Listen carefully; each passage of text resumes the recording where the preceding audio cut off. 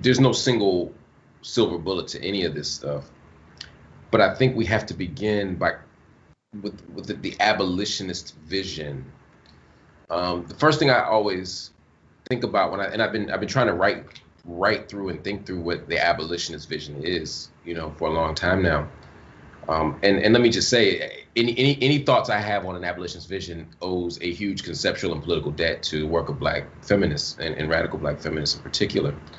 Um, I'll go so far as to say I don't have an original thought on this. I'm only standing on their shoulders.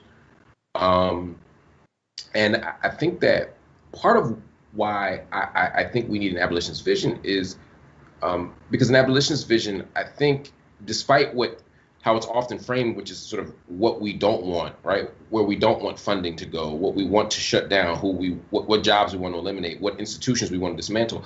I like to begin with an affirmative vision of the world we want to see. I like to begin by saying, what would the world look like for you or me if all of our needs were met? What would the world look like for us collectively if we could meet each other's collective needs? Certainly the most fundamental ones.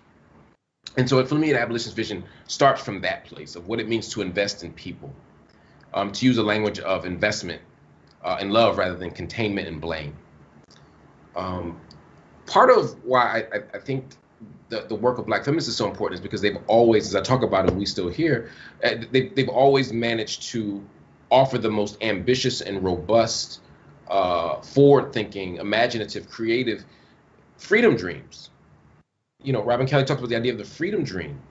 And I think, when I think about the Combahee River Collective, when I think about Sojourner Truth, when I think about Bell Hooks, when I think about, we're going down the list, when I think about Ruth Wilson Gilmore or Angela Davis, I'm thinking about movements and individuals and ways of thinking that never exclusively focused on the conditions that they were wrestling with, right? But who understood the interconnectedness of these struggles and the need for a vision of liberation that was expansive beyond them and even included the people who were doing harm to them, right? Which is one of the great moral achievements of radical Black feminism, in my estimation.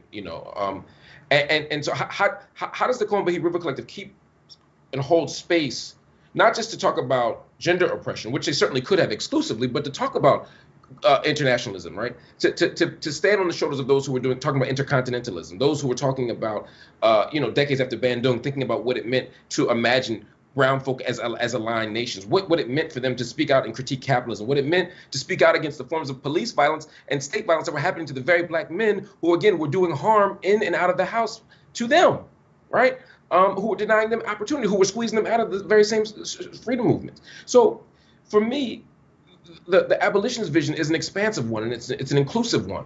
What energizes me and excites me is that we've made great steps. I think about, at least like my era, Hiram's era, we on the streets, fighting, think about Rodney King beat. I remember being on the streets of Philadelphia just trying to get them cops locked up. Some of us just wanted to get them cops fired. Some of us just wanted a Black police chief. Some of us just wanted Black folk on the police force. Some of us just wanted Black folk police officers to live in a Black neighborhood. I mean, think about how scaled down and whittled down our dreams were, as opposed to what this generation of young activists are doing, standing on the shoulders of critical resistance, standing on the shoulders of these Black radical traditions. I'm not saying they started it, but they have been able to center and mainstream a conversation about what it means to imagine a world that is not yet.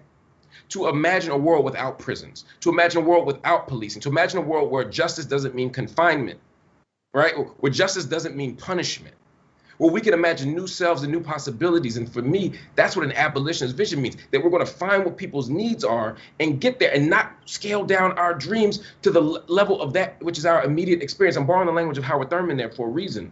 Derek mentioned being part of the church, right? I mean, Howard Thurman in the Growing Edge talked about Jesus on the cross, right? You ain't gotta be a religious person. This ain't my story, but he talked about Jesus on the cross, and he said, the story of the cross wasn't just about the crucifixion, it's about the resurrection, right? And just as the Jesus was not a prisoner to the events of the cross, we don't have to be prisoners to the events of our lives. We don't have to reduce our dreams to the level or our aspirations to the level of that which is our immediate experience. So when Walter Wallace gets shot by police holding a knife in Philadelphia, we don't have to debate whether or not the police could have detained him or taking them down without killing them. We don't have to talk about whether they should have tackled them. We don't have to talk about how they could have done that differently. We can ask more ambitious questions.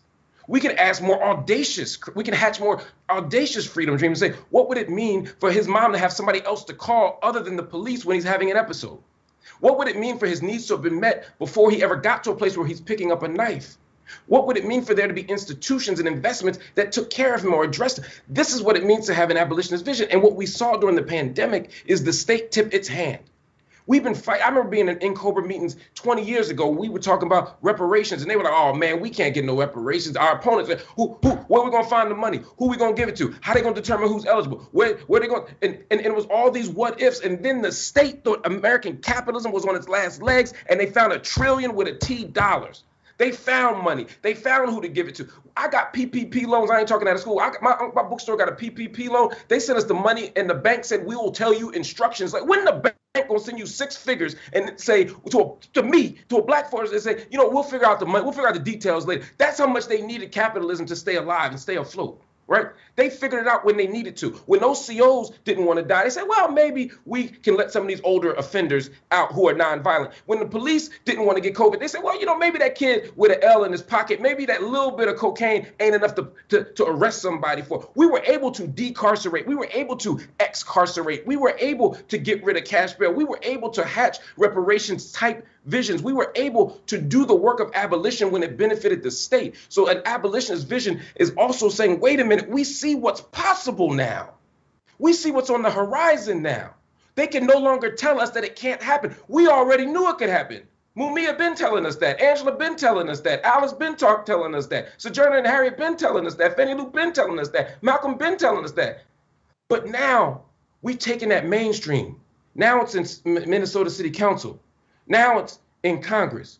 Now it's in the middle of a conversation. We might debate whether defunding is the right language. We might debate whether that's a scaled down vision of abolition. We can have those conversations, but we're having it in a mainstream space.